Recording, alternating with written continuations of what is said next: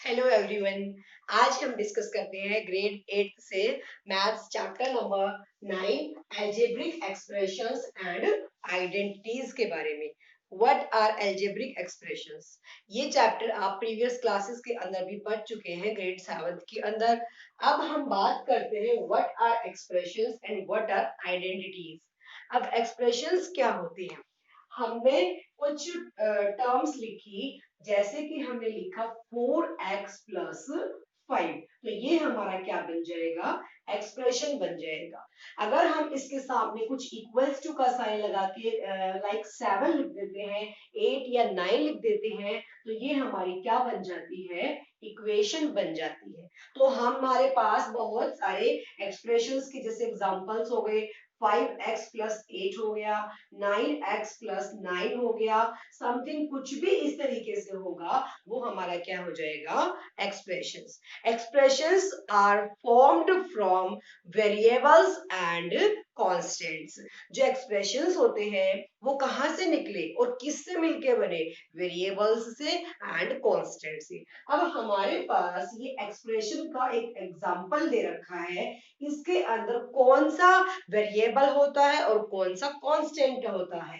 तो जो भी एक्स वाई जेड समथिंग हम इसके साथ यूज करते हैं, जैसे 7y है, 7y के साथ जो y है वो हमारा क्या बन जाएगा? यानी एक्स वाई या जेड समथिंग कुछ भी इसके साथ अटैच होता है तो वो हमारा क्या बनता है? वेरिएबल बन जाता है। और उसके बाद नेक्स्ट आती है कोई भी टर्म, जिस टू नंबर 2 3 4 या फिर 5, ये कुछ भी जो हमारे पास किसी भी एक्सप्रेशन के अंदर होता है तो वो हमारे क्या बन जाते हैं? कॉन्स्टेंट्स बन जाते हैं। तो जितने भी एक्सप्रेशंस होते हैं वो सारे वेरिएबल एंड कॉन्स्टेंट से मिलके बने होते हैं। What are variables? X y z a b c, जो भी हमारा इसके साथ एक्सप्रेशन के अंदर ऐड होता है वो वेरिएबल्स होते हैं। कांस्टेंट टर्म्स आर 4 5 6 7 8, ये हमारे क्या बन जाते हैं? Constant term. अब मैं आपको एक एग्जांपल देती हूँ। 8y प्लस 3, इसके अंदर ये मैंने आपको एक एक्सप्रेशन दिया, what are variable and what are constants. So y is variable, y तो हमारा क्या हो जाएगा? y is variable and 8 and 3 is constants. तो कोई भी जो एक्सप्रेशन होता है वो वेरिएबल एंड कांस्टेंट से मिलके बनता है। ठीक है। अब उसके बाद हम नेक्स्ट बात करते हैं टर्म्स के बारे में। What are terms? ये इंपॉर्टेंट पॉइंट है जो इस चैप्टर का बेस है, इस एक्सरसाइज का बेस है। नेक्स्ट आता है हमारे पास टर्म्स क्या होती है। What are terms? टर्म्स, मान लिया हमने कोई भी एक्सप्रेशन लिया, let us take 7y plus 9, हमारे पास ये है, इसके साथ भी x लगा सकते हैं आप। ठीक है। तो टर्म्स कितनी यूज की गई है इसके अंदर, उसके बारे में बात करते हैं। तो टर्म्स कौन सी है? First is 7y and 9x, तो ये हमारी क्या बन जाएंगी? टर्म्स बन जाएंगी। अंडरस्टूड। नेक्स्ट आते हैं factors. What are factors? Factors क्या होते हैं? ये सारे आपके इंपॉर्टेंट पॉइंट्स होते हैं, इनको ध्यान से देख लो, उसके बाद आपको एक्सरसाइज में कोई भी प्रॉब्लम नहीं आएगी। फैक्टर्स क्या होते हैं? अब मान लिया हमारे पास कोई भी चीज है, सिंपल के कांस्टेंट का फैक्टर लेके चलते हैं। मान लिया जो 4 है वो 4 किससे मिलके बना है? जो 4 है या तो 2 2 4 बना है या 2 2 जा 4 बना है। तो 4 के जो टुकड़े बनेंगे वो 2 एंड 2 बन जाएंगे। तो ये हमारे क्या हो जाएंगे? इसके फैक्टर्स हो जाएंगे। उसके अलावा आप एग्जांपल ले सकते हैं, जो 7y है वो किससे मिलके बना है? इसको जब तुम तोड़ोगे तो ये 7 मल्टीप्लाई y, तो हमारा क्या बन गया? 7y बन गया। तो what are the factors of 7y? These are 7 and 1। तो फैक्टर्स हमारे क्या बन जाएंगे? 7 and 1। एक एग्जांपल और ले लेते हैं। यहां हमने लिया x की पावर 4। x की पावर जब आप 4 लेते हैं तो वो हमारे क्या बन जाएंगे? इसके जो टुकड़े होंगे वो 1x 2x 3 x and 4x. These are the factors of x की power 4, यानी कि x multiply x are the factors of x की power 4. तो ये हमारे जो factors बनेंगे वो x की power 4 के बन जाएंगे. अंडरस्टूड. तो ये हमारे आते हैं फैक्टर्स. नेक्स्ट पॉइंट इसके अंदर आता है coefficient. What is coefficient?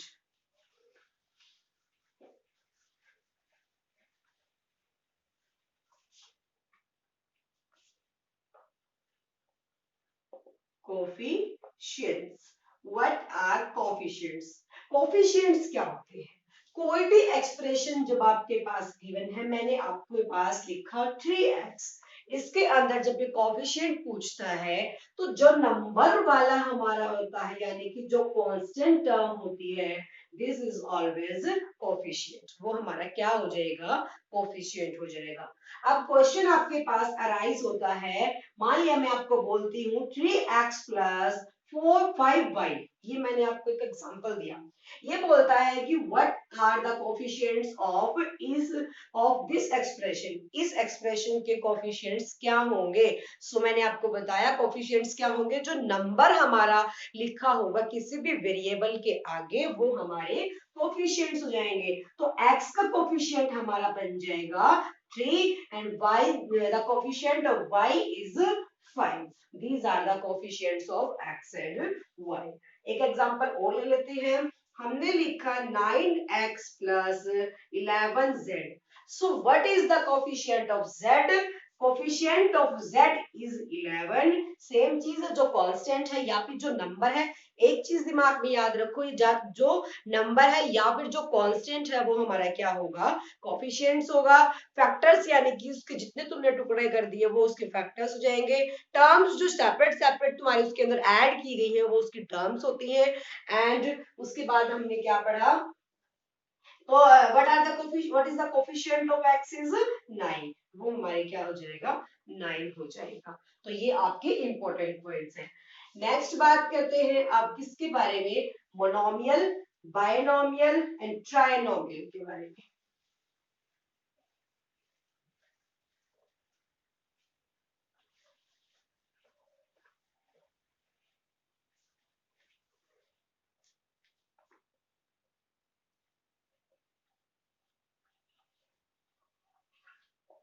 Monomials, binomials and trinomials.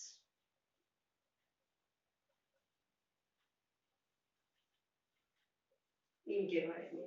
What is mono? Mono यानी कि मोनोमियल्स. मोनो मीन्स होता है सिंगल. ठीक है, ऑब्वियस है ये बात. बायो मीन्स क्या होता है? डबल यानी कि 2. एंड ट्राई मीन्स क्या होता है? यानी कि 3. उसके बाद आते हैं polynomials. What is polynomials? Poly means क्या होते हैं? मैनी. अब इनके बारे में, नोमियल्स क्या होंगे? टर्म्स होंगी. जिस एक्सप्रेशन के अंदर सिंगल टर्म्स आती है, दीज आर कॉल्ड मोनोमियल्स. तो हम यहाँ क्या लिखते हैं? 7xy लिख लो या 5xz लिख लो. ये हमारी क्या बन जाएगा? मोनोमियल. यानी कि जब single term is called monomial and double term यानी कि 2 टर्म्स आर कॉल्ड बायनोमियल्स. 2 टर्म्स किस तरीके से? 3x plus 5y plus 10z या 20z, कुछ भी ले लेंगे. नहीं तो ट्राई 3 बन जाएंगे. तो जो 2 वाले होते हैं वो क्या बन जाएंगे? Binomials. When 2 terms are situated in this, यानी कि बायनोमियल के अंदर जब 2 टर्म्स आती है तो वो क्या हो जाएगा? बायनोमियल्स हो जाएगा. ट्राइनोमियल्स जहां 3 टर्म्स आती है, 3x plus 7y plus 10z जब आ जाता है, 3 टर्म्स यानी कि first, second and third, 3 terms are called trinomials. तो आपके जो एक्सरसाइज के क्वेश्चन आंसर आएंगे वो किस तरीके से आएंगे कि वो पूछ सकता है आपको किसी एक्सप्रेशन के साथ कि identify the binomial, trinomial and monomials. Monomials को, बायनोमियल्स को और ट्राइनोमियल्स को किस तरीके से आप आइडेंटिफाई करेंगे.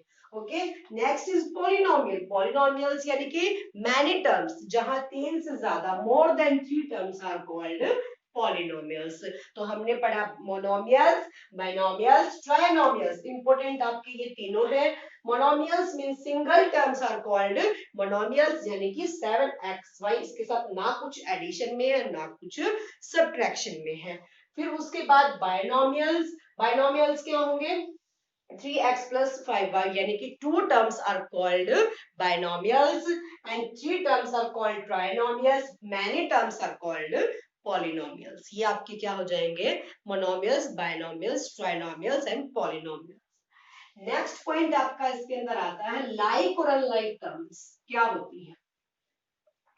लाइक और अनलाइक टर्म्स।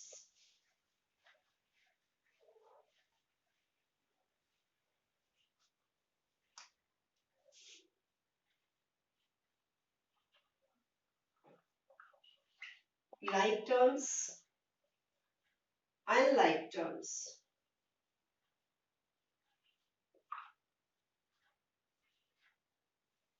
लाइक का मतलब क्या होता है? सेम कोई भी चीज, अनलाइक मतलब कोई भी चीज डिफरेंट या फिर जिसे आप पसंद नहीं करते या दूर रहने वाली कोई चीज। ठीक है, तो लाइक टर्म्स हमारी क्या हो जाएंगी? एक एक्सप्रेशन देते हैं यहाँ, 7x and 5y when variables are different। जब इनके वेरिएबल्स क्या होंगे? डिफरेंट होंगे, these are called unlike terms. So like की क्या हो जाएगी डेफिनेशन?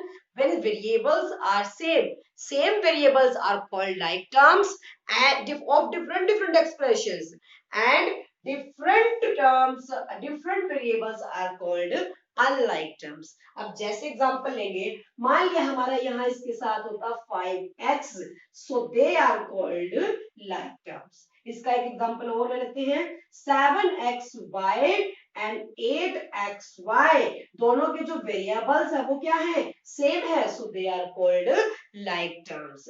एक और ले लेते हैं, 8x square and 9x square, variable यानी कि x square and x square, so they are called like terms. Understood? Next आता है अनलाइक टर्म्स के बारे में। अनलाइक यानी कि वेरिएबल्स आर डिफरेंट, जब वेरिएबल्स क्या होंगे? इसके डिफरेंट होंगे।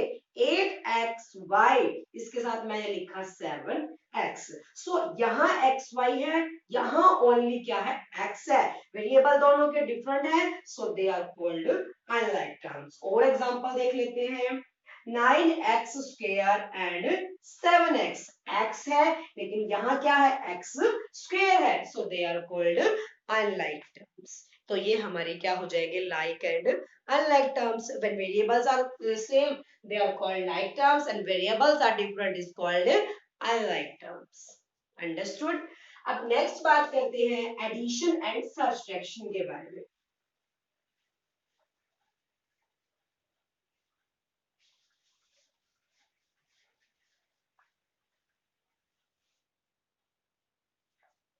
एडिशन,